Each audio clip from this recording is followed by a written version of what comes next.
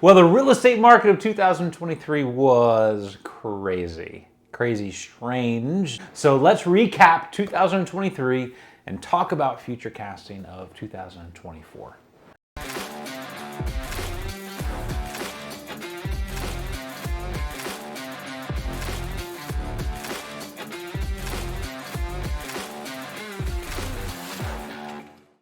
Hi there, my name is Sean Derrick. I'm a local real estate agent, also a real estate investor, and a very active participant in my local community here in the Fredericksburg surrounding area in Northern Virginia. So when 2023 began, there were like 5 contestants projecting what the prices were going to do in 2023. I don't know if you remember that, but Zillow was talking about how prices were going to decline. National Association of Realtors said that in 2023, prices would flatline. CoreLogic thought that prices were going to increase 2.8%.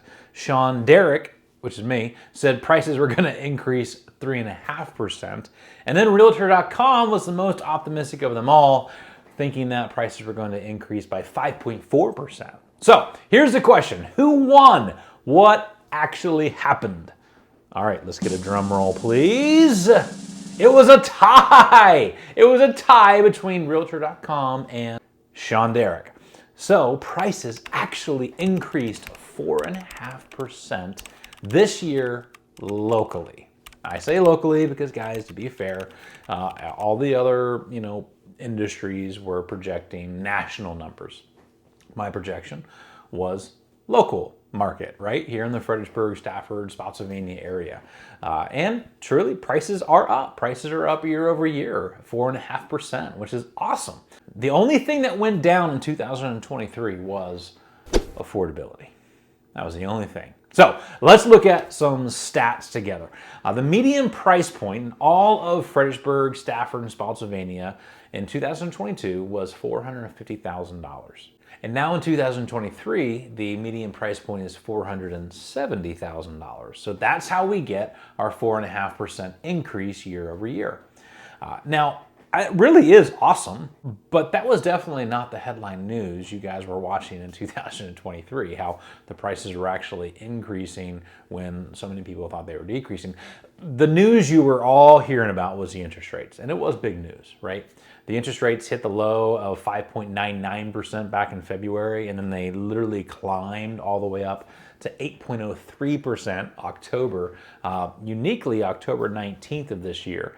The reason I remember that date is because it was a momentous date. It was the 23-year high of interest rates. We literally just saw this last year. So the big question coming out of that is, why would prices increase when interest rates increase, right? A lot of people are asking that question. Well, it's kind of simple, and this is the stat. We had 29% fewer home sales on the market this past year versus 2022. 29% less homes. But then take that stat to 2021. This last year, we had 43% fewer homes actually on the market versus 2021. So we had a massive shortage of inventory. And that was a reality. Though you and I, we know how the market works, right? The market is not driven by interest rates. It is driven by supply and demand. So even though the local supply was very low, there was still a demand for really good houses. Right? Yeah, people were still needing to buy homes this past year. We know that's not a shocker to think about. Though, yes, there were fewer buyers, right, in the market, and there were fewer home sales to buy. What that created was a little bit more of like a wash. And so what it did allow is normal appreciation to actually happen in 2023.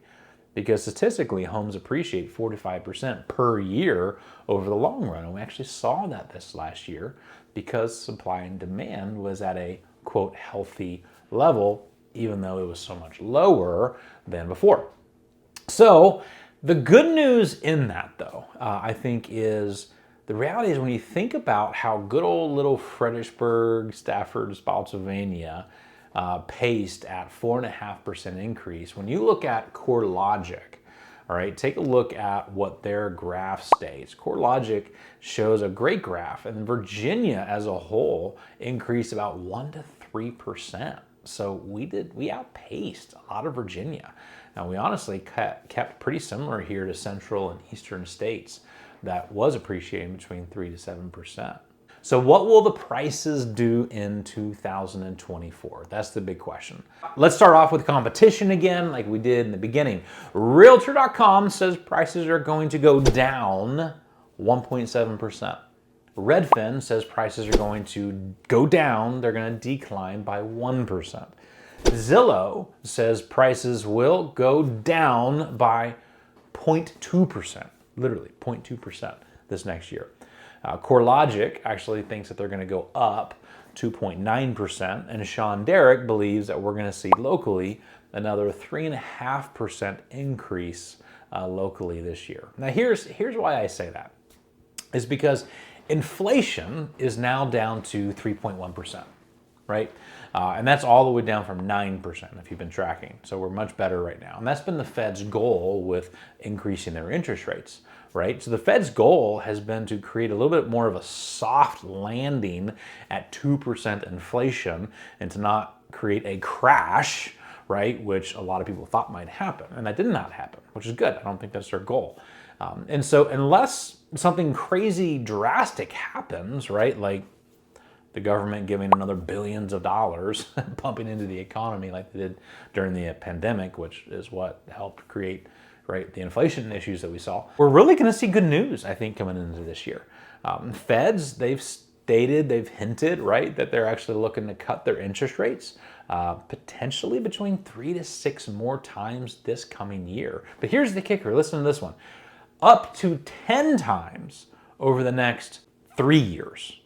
All right, so what does that tell you? We're going to start seeing just a very slow decrease of interest rates. So in 2022, we anticipate seeing probably interest rates, I don't know, around that 6.5 to 5.5% range, because every time that the Feds meet, they might actually decrease it maybe 0.25% this coming year. But guys, that's a lot better than 8% just a few months ago. So we're doing pretty well. Okay, so how does all that good news maybe actually affect the upcoming market? I think one, we're gonna see more buyers in the market, which is great. Current applications are up 2.8%.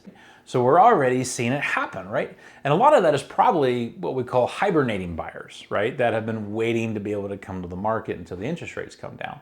But I also think we're gonna start seeing more sellers come to the market. Just think about this for a moment with me. Is all of these sellers who have been living in their home over the last 5 to 7 years, they bought before the pandemic. During the pandemic, the interest rates lowered all the way to 2%. And well, what did they do? They refinanced. They got really comfortable and used to a lower mortgage payment, so they decided not to sell. But guys, a lot happens in one's life in 5 to 7 years, right? They have a lot of kids, a lot of just different needs they have. So now it's time that they need to sell.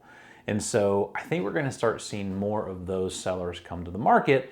And that is why you're going to hear on the news a lot of projections that the market is going to be up about 5%. Now, when we say up, it means about 5% more sales this coming year than we saw this last year. Now, that might make you think that inventory is going to start increasing, though. And that is not necessarily the case. Because what happens is one seller, they need to sell their home to be able to buy another home. So what do? They put one on the market, and then they buy one, and then they take one off the market. So again, it's like a wash. It's very similar to military that's moving into the area, right? Military is moving out so that they sell, and the military is moving in so that they buy. So it's really a bit more of a wash. It's not increasing inventory. So I do still think that we're going to start seeing just a similar market this coming year. Inventory is going to be low. We're going to be between probably 1 to 2% of inventory, and anywhere from 1 to 4% is a buyer's market. Now, that said, don't think about our market as like a seller's market, as in the sellers can get whatever they want, because buyers are still picky, right? They are paying a higher mortgage than they were anticipating, and so they want a nice house. So I kind of say the current market is a beauty contest, right? We're still going to see low inventory, but the homes that are nice are going to sell just fine. Okay, so let's wrap this up. What does this mean for 2024? I think simply put, 2024 is going to be sort of a doppelganger of 2023, to be honest. Without the high interest rates, though, Lord willing. Now, if you're a seller coming into 2024, I really think there's no reason to wait. Intentionally, that is, right? While maybe, we've not seen the entire true top of the market, you don't know when you're at the top unless you're actually going down. And so that's a really risky to play, especially based upon so many projections that the market could decrease this year. I don't think locally we'll see that, but again, that's just enough information to say, sell sooner than later. If you had the opportunity and you had the choice, that'd just be my suggestion. Now, if you're a buyer in today's market, I would actually give you similar advice as, well, one, buy smart. Okay, what I mean by that is wait for when your life allows it. Okay, so if your life does not allow you to buy don't force it, but don't wait if you can actually buy now. It's just not worth the probability of the price increases that you're going to see, the probability of more buyers in the current market that you're going to actually be competing against, so you may not be able to get as many incentives as you potentially could at the very moment. And I just say get in and lock your payments of life, right? Lock your cost of living now. Renters have to, year by year, be forced with potential big increases in their rent. Just lock in your living expenses, right, by buying a house. Okay, here's my last pro tip for investors and buyers this coming year. I would encourage you to consider new construction this year. New construction often takes up maybe about 10% of the inventory, and we might see them taking up about 30% of the inventory this year. So the way that builders, business models work is they build and they need to move. So they got to move inventory pretty quickly because they have employees, they have high expenses, they have all this material they just purchased, and so they need to sell. And so what that does is they're going to probably keep giving some pretty good incentives, right, to, buying down your interest rate, which is great, or maybe giving you money towards your closing costs, or adding some features into the home that all in all gives you a pretty good deal. So all in all, friends, expect a similar year as 2023, maybe without the stress and unknown, because I do think things will be a tad better for buyers and sellers, but honestly nothing drastic in 2024. Well, as always, if you want a personalized market analysis or advice just on your own real estate goals, just buy me coffee, y'all. That's all it takes. I hope you have a wonderful, blessed 2024.